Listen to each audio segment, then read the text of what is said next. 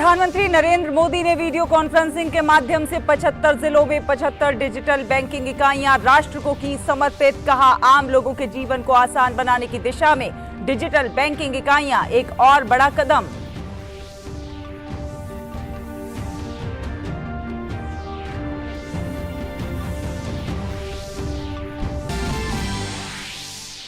देश में पहली बार हिंदी में होगी एमबीबीएस की पढ़ाई। केंद्रीय गृह मंत्री अमित शाह ने किया पुस्तकों का विमोचन। प्रोजेक्ट का नाम दिया गया मंदार। उत्तर प्रदेश में भी मेडिकल और इंजीनियरिंग की पुस्तकों का हिंदी में किया जा रहा है अनुवाद।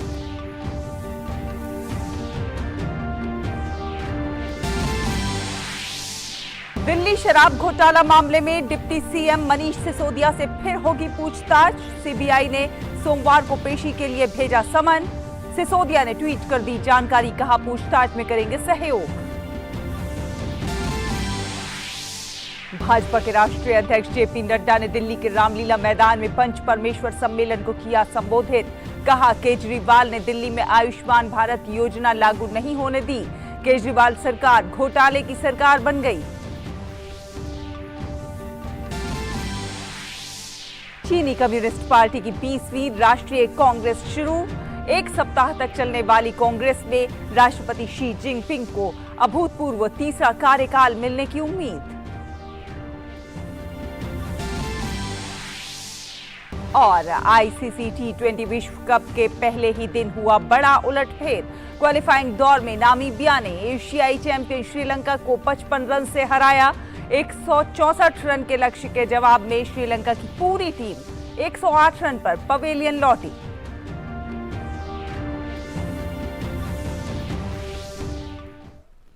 नमस्कार, डीडी न्यूज देख रहे हैं आप और आपके साथ मैं हूं शहला निगार। प्रधानमंत्री नरेंद्र मोदी ने वीडियो कॉन्फ्रेंसिंग के माध्यम से 75 डिजिटल बैंकिंग इकाइयां राष्ट्र को समर्पित की। इन यूनिटों की स्थापना का लक्ष्य डिजिटल बैंकिंग का लाभ देश के कोने कोने में पहुंचाना है। ये इकाइयां डिजिटल वित्तीय साक्षरता का प्रसार करेंगी। इसके साथ ही ग्राहकों को साइबर सुरक्षा, जागरूकता और सुरक्षा उपायों के बारे में शिक्षित करेंगे। साथ ही साथ साल भर बैंकिंग उत्पादों और सेवाओं का बेहतर डिजिटल अनुभव प्रदान करेंगी। प्रधानमंत्री नरेंद्र मोदी ने अपने संबोधन में कहा, आज देश डिजिटल इंडिया के सामर्थ्य का एक बार फिर साक्षी बन रहा है। आज 75 डीबीयू देश के 75 जिलों में धरातल पर उतर रही हैं। आज 75 डिजिटल बैंकिंग यूनिट्स देश के 75 जिलों में धरातल पर उतर रही है। मैं इस मिशन से जुड़े सभी लोगों, हमारे बैंकिंग सेक्टर को, हमारे आरबीआई को बहुत बहुत बधाई देता हूं। साथियों, भारत के सामान्य मानवी के जीवन को आसान बनाने का जो अभियान देश में चल रहा है, डिजिटल बैंकिंग यूनिट्स उस दिशा में एक और बड़ा कदम है। ये सिर्फ एक ऐसी विशेष बैंकिंग व्यवस्था है जो मिनिमम डिजिटल इंफ्रास्ट्रक्चर से मैक्सिमम सेवाएं देने का काम करेगी। प्रधानमंत्री नरेंद्र मोदी ने कहा कि हमारा संकल्प है व्यवस्थाओं में सुधार का, पारदर्शिता लाने का और आखिरी व्यक्ति तक पहुंचने का। प्रधानमंत्री नरेंद्र मोदी ने यह भी कहा कि ये सेवाएं कागजी लिखा पढ़ी से मुक्त होंगी और पहले से कहीं ज्यादा आसान भी होंगी। ये सेवाएं कागजी लिखापट्टी और झंझटों से मुक्त होगी और पहले से कहीं ज्यादा आसान होगी। यानी इनमें सुविधा होगी और एक मजबूत डिजिटल बैंकिंग सुरक्षा भी होगी। प्रधानमंत्री नरेंद्र मोदी ने कहा कि भारत के सामान्य मानवी के जीवन को आसान बनाने का जो अभियान देश में चल रहा है, डिजिटल बैंकिंग इकाइयां उस दिशा में एक बेहद अहम कदम है। प्रधानमंत्री ने कहा कि हमारी सरकार का लक्ष्य भारत के सामान्य मानवी को सशक्त बनाना है। हमारी सरकार का लक्ष्य भारत के सामान्य मानवी को एम्पावर करना है, उसे पावरफुल बनाना है। इसलिए हमने समाज के अंतिम पायदान पर खड़े व्यक्ति को ध्यान में रखकर नीतियां बनाई और पूरी सरकार उसकी सुविधा और प्रगति के रास्ते पर चली। प्रधानमंत्री नरेंद्र मोदी ने कहा कि बैंकिंग आज वित्तीय लेन देन से कहीं आगे बढ़कर गुड गवर्नेंस और अच्छी सर्विस डिलीवरी का भी एक माध्यम बन चुका है। आज वित्तीय लेन देन से कहीं आगे बढ़कर गुड गवर्नेंस और बेटर सर्विस डिलीवरी का भी एक माध्यम बन चुकी है।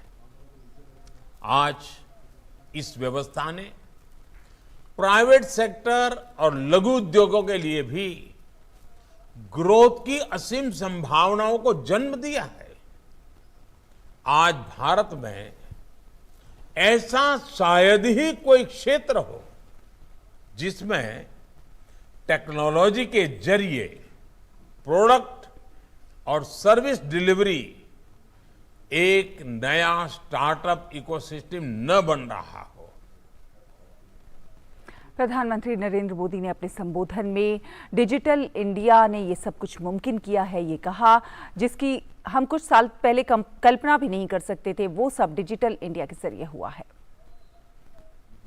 आज आपको बंगाल से अगर शहद चाहिए हो या असम से आपको बैम्बू प्रोडक्ट की जरूरत हो, अगर आपको केरल से हर्ब चाहिए हो या लोकल रेस्टोरेंट से कोई पसंदीदा चीज खाने के लिए मंगवानी हो, या फिर आपको कानून से जुड़ी सलाह की जरूरत हो, हेल्थ के लिए कोई सलाह की जरूरत है, या गांव में बैठे किसी युवा को शहर के किसी टीचर से क्लास लेनी हो, डिजिटल इंडिया ने वो सब मुमकिन कर दिया है जिसकी हम कुछ साल पहले कल्पना भी नहीं कर सकते थे। केंद्रीय गृह मंत्री अमित शाह ने आज भोपाल के लाल परेड ग्राउंड में एमबीबीएस हिंदी पाठ्यक्रम पुस्तक का विमोचन किया। गृह मंत्री ने एमबीबीएस प्रथम वर्ष की हिंदी पुस्तकों का विमोचन किया। इसी के साथ मध्य प्रदेश देश का पहला ऐसा राज्य बन गया है जहां पर एमबीबीएस की पढ़ाई अब हिंदी में की जाएगी। इस अवसर पर प्रदेश के मुख्यमंत्री शिवराज सिंह चौहान उपस्थित रहे। कार्यक्रम में अपने संबोधन में गृह मंत्री ने कहा कि आज का दिन भारत के शिक्षा क्षेत्र के लिए बेहद महत्वपूर्ण है। उन्होंने ये भी कहा कि ये देश में शिक्षा क्षेत्र के पुनर्जागरण का क्षण है। आज के दिन को सुवर्ण के अक्षरों से लिखा जाएगा मित्रों, सुवर्ण अक्षरों से। मैं देश के प्रधानमंत्री श्री नरेंद्र मोदी जी को बहुत बहुत धन्यवाद देश भर के विद्यार्थियों की ओर से देता हूं कि नई शिक्षा नीति में उन्होंने प्राथमिक शिक्षा में और टेक्निकल और मेडिकल एजुकेशन में बच्चे की मातृभाषा को अहमियत देकर बहुत बड़ा एक ऐतिहासिक निर्णय किया है। और इस अवसर पर राज्य के मुख्यमंत्री शिवराज सिंह चौहान ने कहा कि हिंदी की मेडिकल की पढ़ाई गरीब बच्चों की जिंदगी में एक नया प्रकाश लेकर आएगी। आज का दिन ऐतिहासिक दिन है। आज अमित भाई आए, मेडिकल की पढ़ाई हिंदी में मध्य प्रदेश की धरती पर होगी। गरीब परिवारों के बेटा बेटी, निम्न मध्यम वर्गीय, आज का दिन उन बच्चों की जिंदगी में नया सवेरा लाने वाला है, अंग्रेजी की गुलामी से मुक्त करने वाला है। हिंदी की पढ़ाई उनकी जिंदगी में एक नया प्रकाश लेके आएगी। और मध्य प्रदेश के बाद इसी कड़ी में अब एक नाम उत्तर प्रदेश का भी जुड़ने वाला है। उत्तर प्रदेश के मुख्यमंत्री योगी आदित्यनाथ ने एक ट्वीट करके बताया है कि यूपी में मेडिकल और इंजीनियरिंग की कुछ पुस्तकों का हिंदी में अनुवाद कर दिया गया है, जिसका लाभ छात्रों को आगामी वर्ष से प्रदेश के विश्वविद्यालयों और महाविद्यालयों में मिलना शुरू हो जाएगा।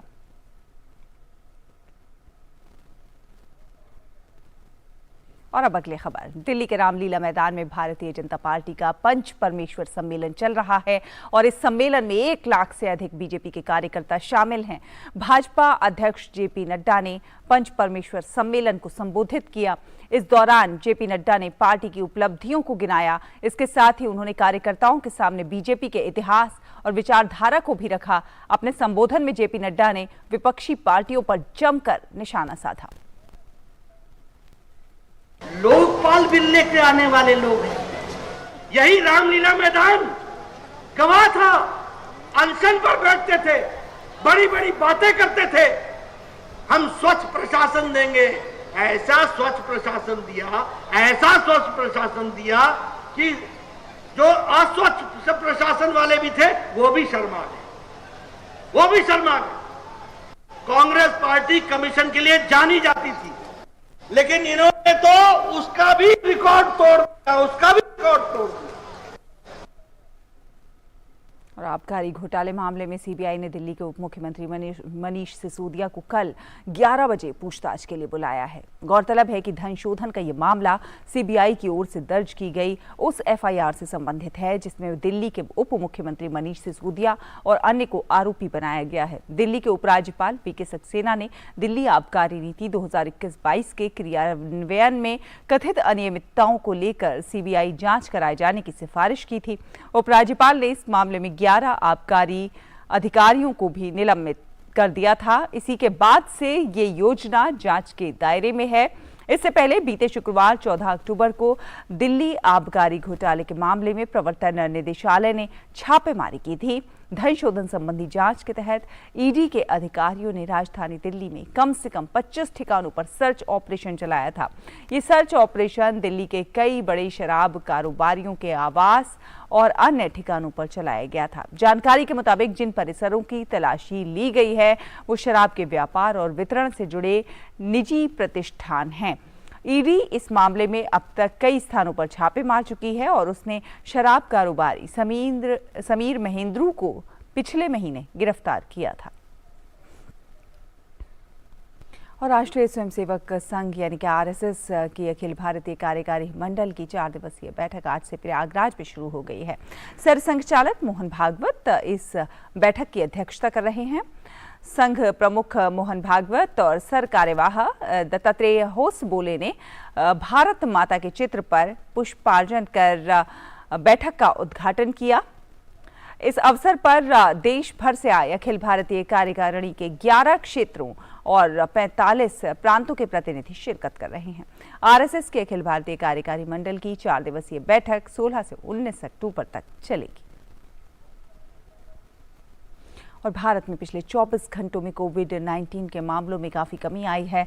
वहीं पिछले 24 घंटों में 2401 नए कोविड के मामले सामने आए हैं, जिसमें 2373 लोग ठीक भी हुए हैं। अब देश में कुल सक्रिय मामलों की संख्या 26,625 है। वहीं देश में अब तक कुल 219 करोड़ से ज़्यादा कोविड टीके लगाए गए हैं। और आपको बता दें कि कर्नाटक के हासन में आज सुबह भीषण सड़क हादसा हुआ है। इस हादसे में ऑटो सवार 9 लोगों की मौत हो गई है। बताया जा रहा है कि सभी ऑटो सवार हसनंबा मंदिर के दर्शन करके लौट रहे थे। इसी दौरान अरसीकेरे के गांधीनगर में ऑटो की एक दूध वाहन से टक्कर हो गई। आमने सामने की हुई इस भीषण टक्कर में 9 लोगों की मौत हो गई। और अमूल के बाद अब मदर डेयरी ने भी दूध के दामों में बढ़ोतरी कर दी है। मदर डेयरी ने ये वृद्धि दिल्ली एनसीआर में दूध के रेट में की है। दूध पर बढ़े हुए रेट रात से लागू कर दिए गए हैं। मदर डेयरी के सिर्फ फुल क्रीम और गाय की दूध की कीमत में 2 रुपए की बढ़ोतरी की गई है।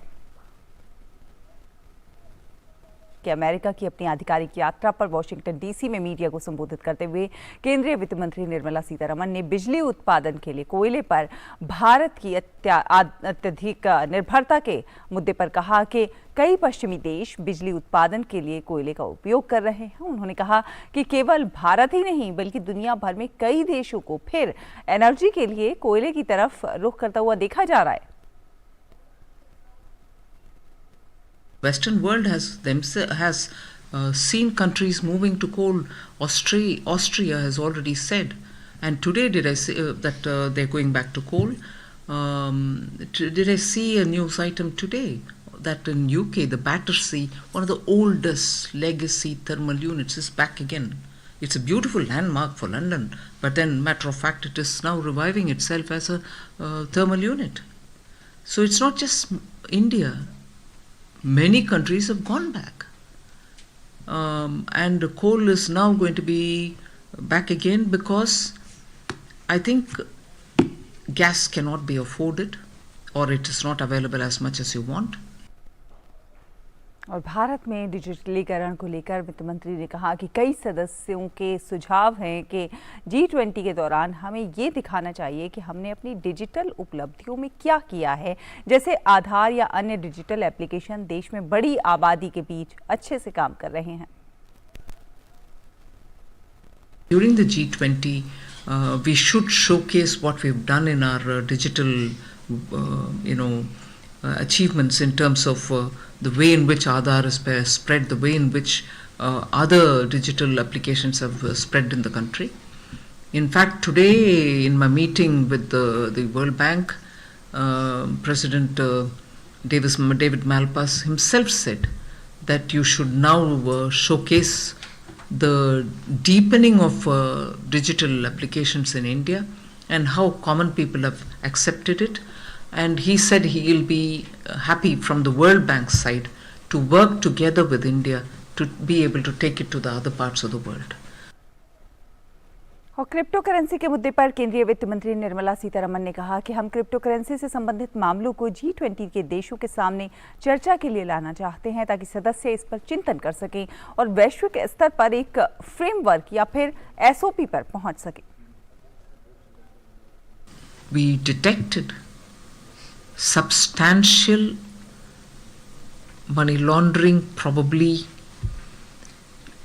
cases related to, it was also put in the media, cases related to crypto assets and trading of assets. So this concern has been actually acknowledged by several members of the G20, saying yes, money trail, yes, money laundering, yes, drug misuse, and so on. So we need to have, there is an understanding that we need to have some kind of a regulation. विदेश मंत्री doctor S Jaishankar मिस्र के दौरे पर हैं। उन्होंने मिस्र के साथ मजबूत संबंध स्थापित करने के लिए वहां के विदेश नीति के क्षेत्र में प्रतिष्ठित हस्तियों से मुलाकात भी की। इस दौरान एस जयशंकर ने मिस्र में भारतीय समुदाय के लोगों के साथ बातचीत भी की। उन्होंने भारतीय समुदाय से मिलकर अपनी प्रसन्नता व्यक्त करते हुए उन्हें धन्यवाद भी दिया। और केंद्रीय सूचना और प्रसारण मंत्री अनुराग सिंह ठाकुर आज गुजरात के मेहसाना पहुंचे, जहां पर उन्होंने डिजिटल बैंकिंग को लेकर प्रधानमंत्री मोदी का भाषण सुना। साथ ही उन्होंने कोटक महिंद्रा बैंक की पंचोट शाखा में डिजिटल बैंकिंग की सेवाओं का उद्घाटन किया। केंद्रीय मंत्री ने बताया कि पहले बैंक खाता खुलवाने के लिए कई तरह की दिक्कतों का सामना करना पड़ता था, लेकिन अब लोग आसानी से बैंकों में अपना खाता खुलवा सकते हैं। साथ ही उन्होंने ये भी कहा कि अब बैंकिंग में तमाम डिजिटल सुविधाओं के आने से लोगों को कई तरह की उच्च स्तरीय सेवाएं भी बड़ी ही आसानी से मिल पा रही हैं। प्रधानमंत्री नरेंद्र मोदी जी ने आजादी के 75वें वर्ष में 75 डिजिटल बैंकिंग यूनिट 75 DBUs आज देश भर को समर्पित किए। मैं उनका बहुत आभार प्रकट करता हूं।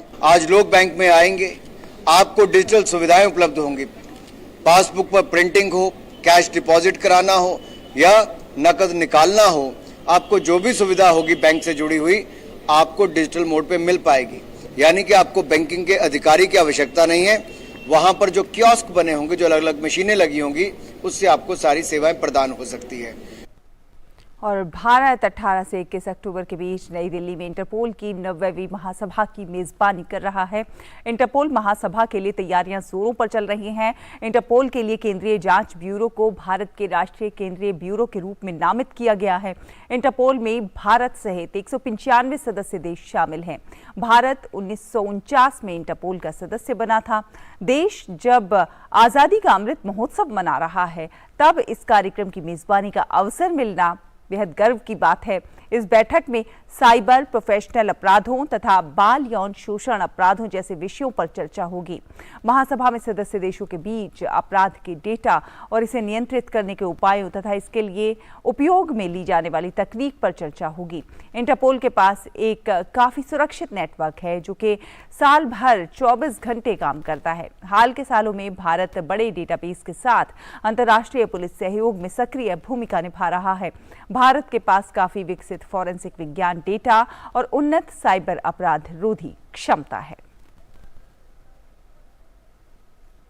The significance of Interpol is that even countries who are not very friendly with each other or who may not even be having diplomatic relationship with each other are able to interact on a professional police to police level. Interpol by its very constitution is not to indulge in military, political or religious matters. It is therefore noteworthy that this organization has survived 100 years, both the world wars, whereas many other international multilateral organizations did not.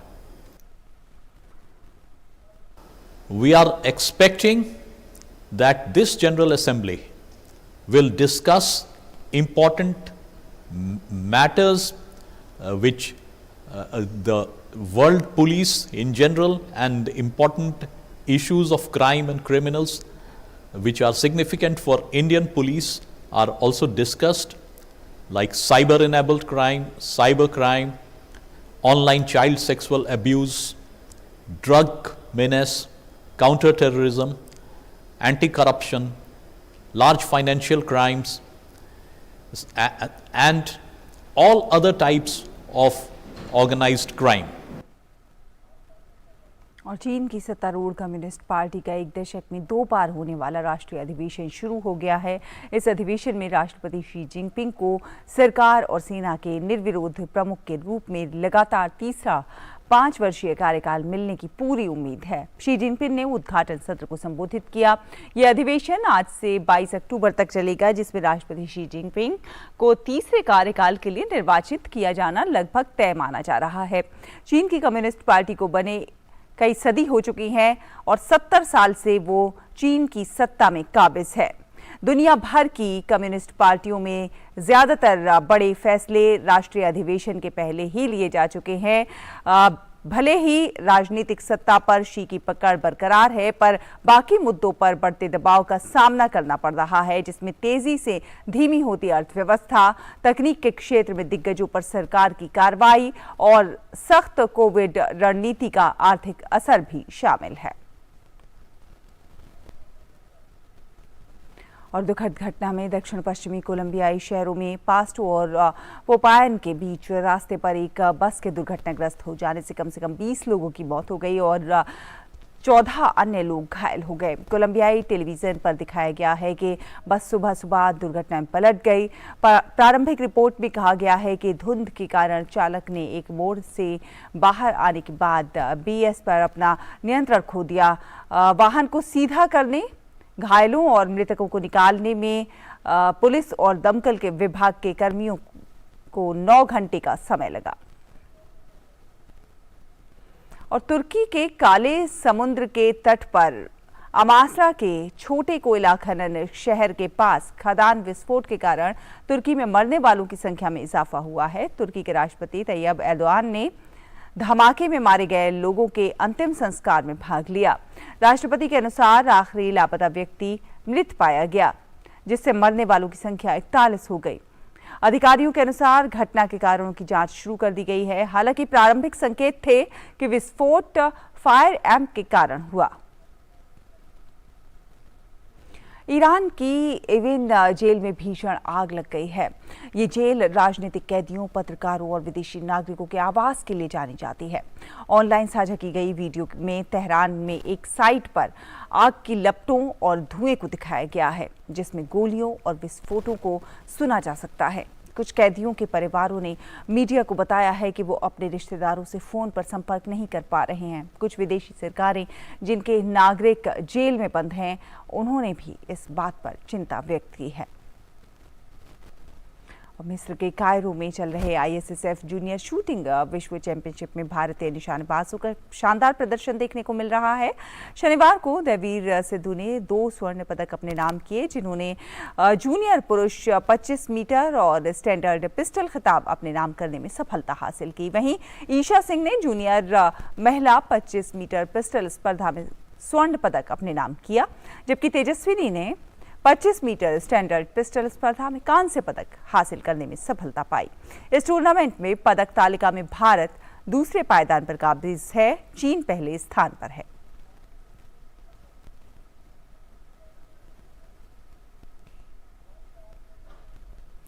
FC under 20 football championship के group H qualifier में आज भारत का सामना Australia के साथ होगा। पिछले मुकाबले में भारतीय टीम को इराक के हाथों हार का सामना करना पड़ा था। भारतीय टीम की कोशिश ऑस्ट्रेलिया के खिलाफ मुकाबले में जीत दर्ज करते हुए इराक से मिली हार से उबरने की भी होगी। वहीं इससे पहले खेले गए मुकाबले में ऑस्ट्रेलिया ने मेजबान कुवैत को 4-1 से हराकर अपना अभियान शुरू किया था। इस जीत के साथ ही पदक तालिका में ऑस्ट्रेलिया शीर्ष पायदान पर है, जबकि भारत तीसरे स्थान पर काबिज है। ICC T20 विश्व कप में ग्रुप स्टेज के मुकाबलों की शुरुआत हो चुकी है। मुकाबले के पहले ही दिन बड़ा उलटफेर देखने को मिला। एशिया कप 2022 की विजेता श्रीलंका को नामीबिया के हाथों 55 रन से करारी हार का सामना करना पड़ा। टॉस हारकर पहले बल्लेबाजी करते हुए नामीबिया ने श्रीलंका के सामने 164 रन का लक्ष्य रखा।